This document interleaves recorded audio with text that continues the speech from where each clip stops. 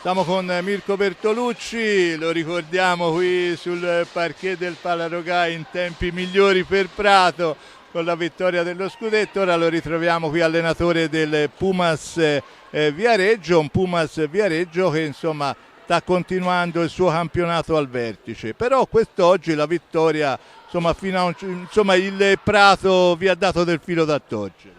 Sì, sì, è stata una partita diciamo equilibrata nel punteggio fino a metà del secondo tempo. È chiaro che non è semplice giocare una partita intera contro una squadra ferma che di fatto gioca per non giocare, quindi il rischio nella costruzione è molto alto perché se sbagli poi subisci il contropiede, quindi siamo stati molto attenti a questa parte qua. Il Prato ha fatto una buona gara per quello che gioca, ha fatto una buona gara, noi siamo stati bravi a non scoprirci nella fase difensiva, a non concedere palle gol, poi nel momento che abbiamo fatto il 3-1 la partita si è rotta e è finita credo 5-1.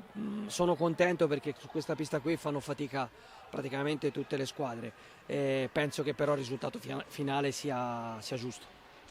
Quindi siete lì dietro il Camaiore, avete agganciato il Castiglione che ha vinto stasera a Matera, quindi qual è un po' il vostro obiettivo?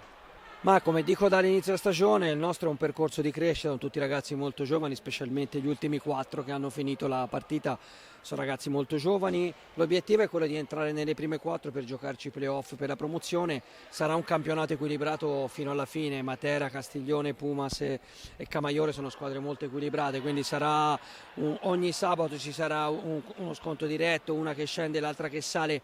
Dobbiamo tenere la nostra linea, fare il nostro percorso senza guardare le squadre accanto a noi, perché ripeto, questo è un percorso di crescita per i miei ragazzi. Niente, grazie.